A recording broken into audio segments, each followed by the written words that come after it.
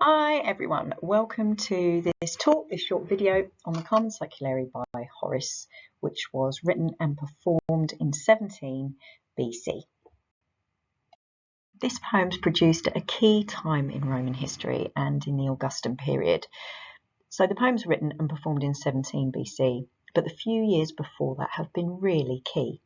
In 20 BC, we saw the return of the Parthian standards. So this was a diplomatic mission instructed by Augustus but led by Tiberius for the return of the Parthian standards. So these were Roman symbols of military conquest that had been taken during the Parthian campaign in 53 BC and not returned. They were a huge source of shame that they were lost, and many Romans died during the battle in 53 BC. So there had been various efforts to get it back, and hopefully you've studied these. Even though the mission in 20 BC was diplomatic, it was very much portrayed in some of the poetry as a military victory, and is certainly portrayed by Augustus as the Parthians submitting to the Romans. So that happened in 20 BC and was also linked with the production of the Prima Porta, and you'll have seen them referred to in lots of other sources that we look at. In 18 BC, which is perhaps even more key, was the introduction of the first moral laws, the Leges Iulii. So these were laws about marriage, adultery, childbirth, general moral integrity, and that is going to be hugely relevant to the secular games. So in 17 BC, the year that the secular games were held, and they would have been in the planning for quite a while, Gaius and Lucius, the sons of Julia, are officially adopted. This means that Augustus is clearly showing that he's planning for the future, that he's planning for the dynasty of the Julio-Claudian family. And then on the 31st of May to the 3rd of June, the secular games, or as you will commonly hear them referred to, the Ludi Saeculares, are held. Now there's loads that's been written about these, there's loads of sources that we could look at, but I'm just going to give you a brief overview. So they mark the beginning of a new age. This is often referred to in the Latin as a saeculum. There is lots of debate over how long this saeculum was, but it's commonly believed that Augustus basically used one of his advisors to work out that since the first saeculum at the founding of Rome, the new saeculum that was due to start was meant to be in 17 BC. There were other secular games that were held at various points during the Republic. The dates are much disputed and why they were held, but I suppose all you need to know is that Augustus thought they should be held in 17 BC, and it is all encouraging the idea of a new age, a new era, and for him this would be golden, and he is going to be integrally linked with it. The last golden age, so not the last saeculum, but the last golden age, is linked in mythology with the god Saturn, an age described in the Aeneid Book 8 as an age of peace and serenity. It's also described by Hesiod. The golden age that Augustus is talking about is more about moral, religious integrity, renewal, restoration. It's not so much like the golden age of myth, but there's definitely a link there. The Sibylline books have always been associated with previous secular games. The Augustan games were no different. The Quindecimviri, so the 15 men, the priests who are in charge of the Sibylline books, the priests of Apollo, are also in charge of the secular games. As a festival, it lasts 3 days and 3 nights. It's in Rome, and it consists of a huge variety of activities. So purification rituals, sacrifices to a range of deities who we'll see pop up in this poem. There's theatrical performances, there's chariot racing, among other things. So a really great occasion. So in terms of scholarship, I've picked out scholarship that's linked to the games rather than the poetry. So Wallace Hadrill in Augustan Rome suggests that the games mark the passing of the era of civil wars and the introduction of an age of peace and moral integrity. That's key, that Augustus is trying to show a movement away from the bad Augustus, the bad period of Rome that they've just come out of. Although, to be fair, Actium was quite a while before this, but it's almost like this is an official marking.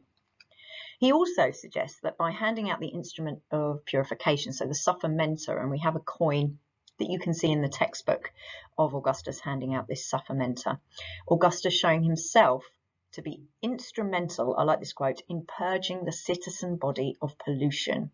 And this ties in with a wider argument that Goldsworthy picks up, is that Augustus, through the secular games, is showing himself as central. He is central throughout, and by being central to the games, he is showing himself to be central to the Golden Age, and therefore central to peace, prosperity, moral integrity, piety. He's the key, basically, and if we want those things to continue, you need to be loyal to Augustus and his programme. Goldsworthy also interestingly talks about the divine lineage of the Julian family, which is shown not only in Horace's poem, as we shall see, through Aeneas and Anchises, but there also appears to be more of an emphasis in coinage around Julius Caesar. So think about the comic coin that you will have looked at, which is dated in about the same period. This is seen by some scholars as a promotion of the secular games, a reminder of the divine authority that Augustus has.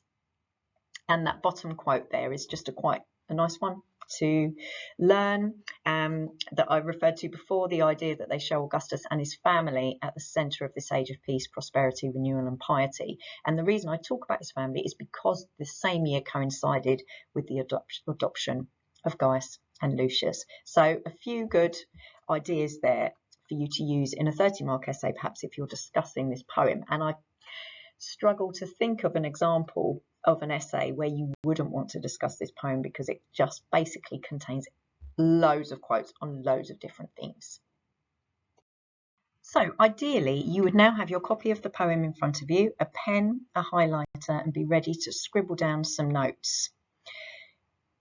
Don't feel like you've got to listen to this all at once, because it's quite a long poem. So just if it just keeps your focus to do 1 or 2 slides at a time and come back to the poem later, then do that. It's really important that you just try and engage with the literary features that are used, and also the references to the wider historical context and Augustus's propaganda. Okay, so we start off with a direct address to Phoebus, who is Apollo, and his sister Diana, Queen of the Woodlands. Notice the use of the word woodlands, which gives this sort of rural, ancient tone to the poem and that first verse. And then we've got loads of positive language. So we've got the trio of words on that second line: bright, heavenly, glories. We're immediately thinking of the gods. And then we have lots of pious words like worshipped and sacred and pray in the next few lines. All this links to the fact is that Rome and Augustus are a pious people. I also think it's interesting how we have repetition of the word forever. And what Augustus is trying to portray here is that loyalty to Augustus and the values that he stands for is going to result in Rome being great forever, perhaps. And that's emphasised in this first verse. But as I say, a very pious first verse. It's about religion, but it's also about positivity. In the second verse, we immediately have reference to the Sibylline verses, which have been key throughout Roman history for making decisions, for working out the will of the gods, for responding to bad things. It says here they've issued their warning. So this is pretty much one of the only negative words on this page. But this idea that they have authority, that they have issued their warning that this needs to happen, the secular games need to be held. That's why they're being held, because of a Sibylline verse, according to the Quindecim Viri. And then we have reference to innocent, virgins. This all links to moral integrity, I think.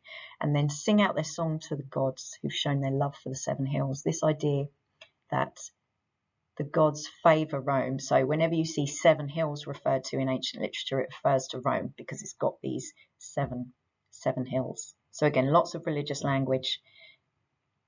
And then we have a reference here to O kindly sun.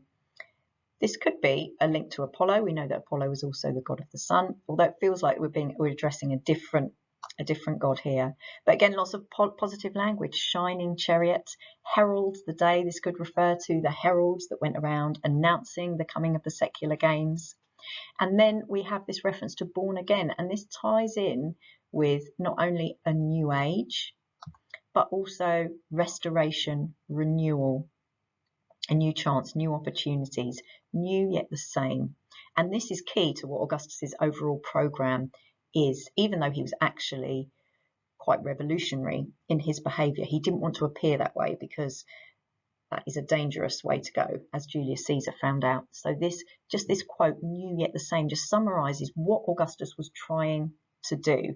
He was trying to hark back to old republican values when Rome was glorious and growing in the Republic, but he's trying to do it in a new way.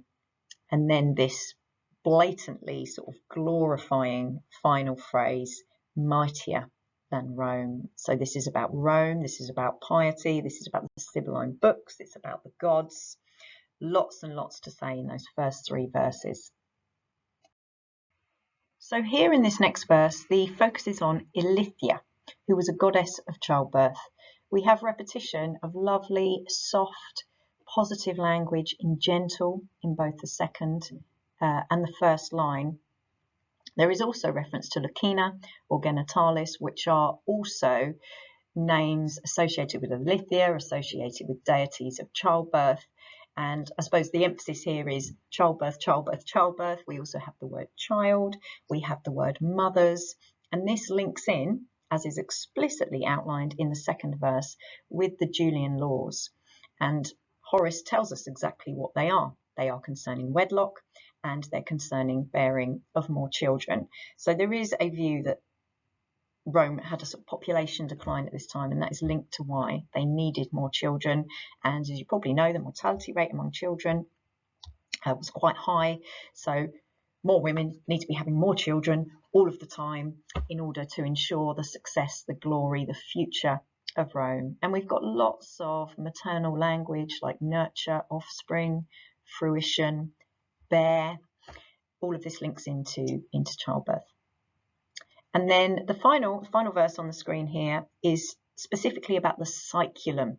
So the fixed cycle of years, 10 times 11, refers to the period of a saeculum. So it's a 10 times 11, 110 years. This is seen as the longest lifespan that someone could have, although I can't imagine many people are living till 110 years. It shows the sort of justification for having the secular games now. It's not just because Augustus has decided, it's because there's been a decree from the Sibylline books, it's because people have worked out that now is the time that one is due based on previous saeculare that have been held. And then again, notice the repetition, bring back. So it's about restoration. He's not doing anything new. He's just making sure things go back to the glory days. And then 3 times by daylight, as often by beautiful night, is just a really lovely poetic way of saying how long the games are and the fact that there will be festivities both at daytime and at night. Lovely. And here in these next 3 verses, we have lots more deities referred to. We have the Fates, we have Earth, we have Ceres, we have Jupiter, we've got Luna, we've got Apollo, and that shows that the gods are central to this festival as well. And again, I'm just picking out some really positive language here. We've got truthful, we've got happy, we've got destinies, we've got the word certain, we've got fruitful, adorn, garlands, ripen, life-giving. Notice how the message here is about abundance, and it's about having stuff, things that are going to feed the Romans and feed Rome, and that's all come from the gods. And these games are going to be crucial to that continuing, which is shown through words like in the first verse, prophecy, destinies, and ordained. If something is ordained, if there is destiny, then it must happen. So lots of really positive, abundant language. And then at the end, we have Apollo referred to as gentle and peaceful, lay down your arms. So you may remember, I think it was in the Temple to Palatine Apollo, we have this image of Apollo in 2 different ways. He's peaceful, he's about music and sunshine, but he's also strong in war. But here, Horace is appealing to him to lay down his arms and just enjoy the festival. Luna as well is a reference to Diana or Artemis in the Greek, and again she's being urged to listen, and this gives the idea that the gods are participating, that the gods are there, that this is a gift, this festival, to the gods. And these verses, particularly that middle one, really tie in with culture hero. They really tie in with what a golden age is about. Okay, so lots to say on this slide. So the first two verses are all about Troy and the Trojans, and in the first line it refers to Ilium, which is another word for Troy, and then the band of people who reached the Tuscan shore is a reference to the Trojans who fled Troy, led by Aeneas, and they arrived at the Tuscan shore, which refers to Italy. There is also this word commanded in the third line there, which implies that the Trojans absolutely must go on to found a town in Italy, and which will become a city, which will become Rome, and they will become the Romans, and the command is coming from the gods. The second verse here is very much Aeneas focused, who you probably know was the divine ancestor of Julius Caesar and therefore Augustus, but actually all of the Romans saw Aeneas as their shared ancestor. Notice how he's referred to as pious, a very common epithet associated with Aeneas, particularly in the Augustan period. There were pre-the Augustan age, there were quite a few stories floating about Aeneas being a traitor, not such a good character. You might want to parallel with him with Augustus in that way, but in the Augustan propaganda machine, he is certainly recast as full of Roman values, a really good Roman style man, even though he wasn't Roman. So we have pious. He's also referred to as a survivor, which could perhaps refer to, the value of stoicism and getting on with it. It talks about him passing without injury through the flames of Troy, which perhaps makes that seem miraculous in some way or ordained by the gods. And then more positive language about Aeneas, prepared a path to freedom, destined to grant him much more than he'd lost.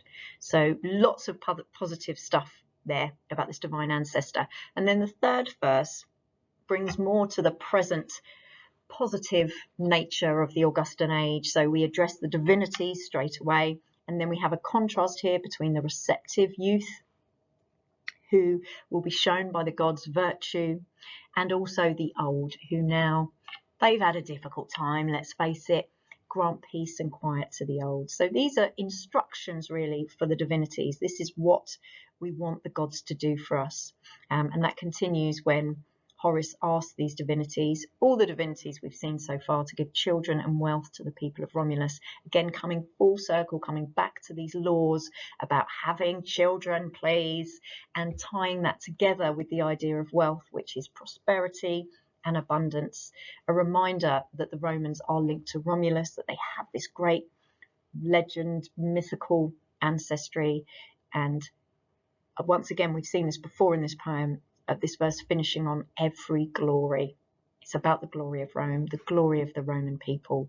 It's glory, glory, glory. So in this first verse here, we have a reference to Augustus. So even though he's not named, it's clear who we're talking about. He is described as a noble descendant of Venus and Anchises. And it says here that he is asking with a white steer's sacrifice. So this is probably referring to one of the sacrifices that will take place at the secular games. And then it says, let him obtain. And then, interestingly, it says, winner in war, merciful to our fallen foe. So you may remember that there was a shield that he was awarded as part of the first settlement, the Clipius Virtutis. And one of the virtues on that shield was clementia, mercy. And that is backed up here, one of the key virtues of Augustus. And also throughout the Imperator units, the theme, we see that he wants to be shown as victorious in war. So some key messages really about his propaganda campaign, and also the fact that he's carrying out a sacrifice links in to his role as Augustus, shows his piety, and also links into the Divi Filius theme, doesn't it? Talking about him being a noble descendant of Venus and Anchises. So loads there, loads of quotes you could just pick out of that verse. Then we have the Parthians pop up again. They're always there, aren't they? Notice how they're portrayed. Fear our forces, powerful on land and on sea. Did they really fear the Roman forces? Well, that's certainly open to questioning, but that's the implication. And then it's just used really as an excuse to glorify the Roman military, so powerful on land and on sea, Then it uses that word fear again. This is the effect that Rome has on her enemies, the Augustan Rome. The Albinaxes is referring to the Romans, now the once proud Indians, now the Scythians beg for an answer. It's not entirely clear what Horace is referring to here, but we see the Indians and the Scythians pop up. They're often associated with Parthia, certainly with the Eastern Mediterranean.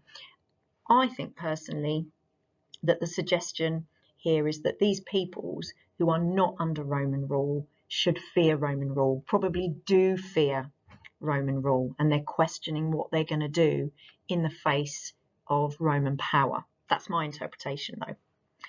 Now, faith and peace, honour and ancient modesty. So Horace uses 1, 2, 3, 4, 5, 6 personifications in this verse. These are the things that are important to the Romans, that are important to Augustus. So faith, peace, honour, modesty, plenty, virtue. By using those things throughout this verse, it is emphasising quite clearly the importance of them. And by personifying them, it almost makes them out to be gods, doesn't it?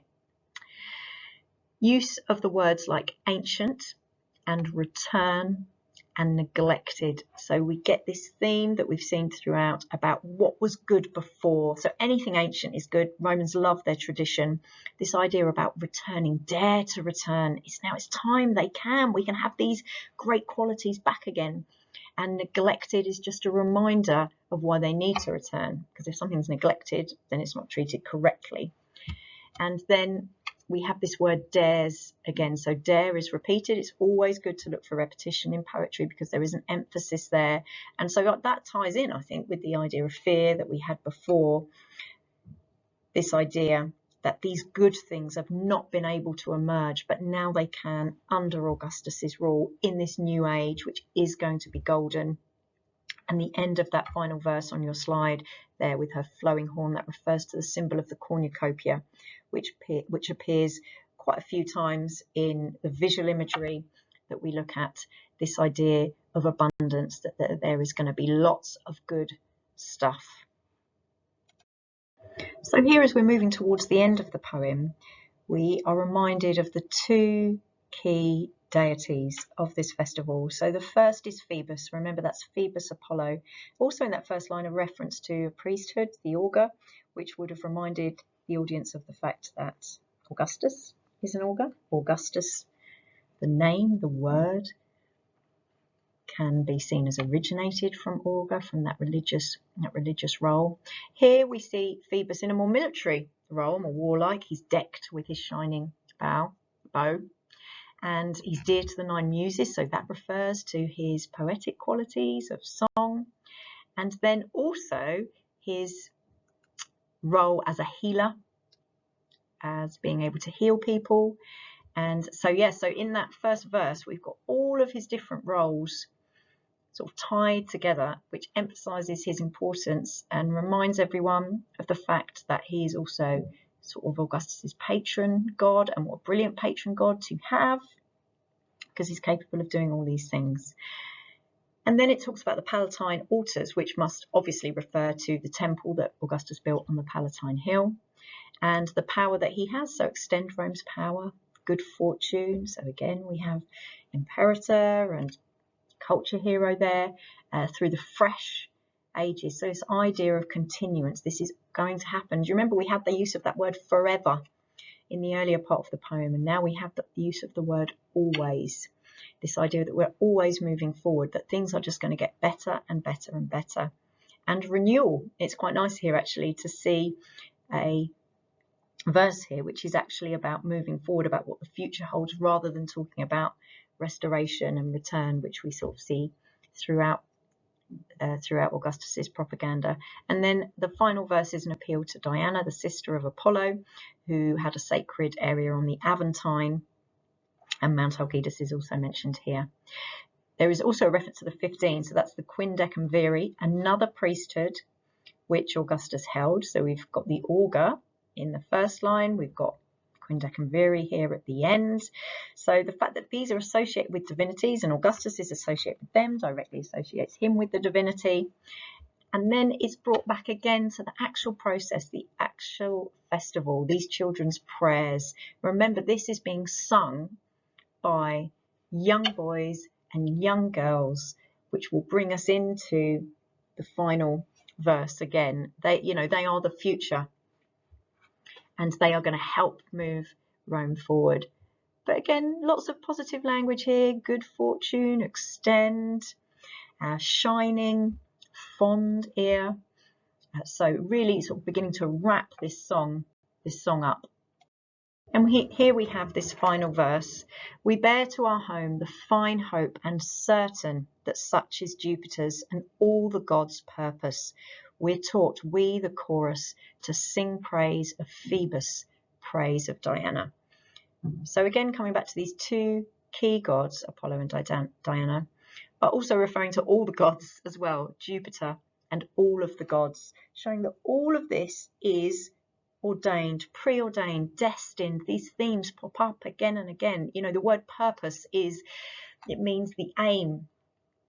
And this, again, positive language, certain, fine hope, certainty, you could link that to these ideas always and forever as well. So a really positive way to end this poem, and almost bringing it back to where we started, and a reminder that the people who are singing it are the hope, and as we said on the previous slide, the future of Rome. So I hope you've been able to see that there is loads here that you could use for loads of different themes, some really poetic, beautiful quotes that you could learn for your essays, but also that if you've got this in a 10-mark question, hopefully you would feel confident in terms of analysing it, about the messages that are being portrayed and how they are being portrayed through the literary techniques of Horace.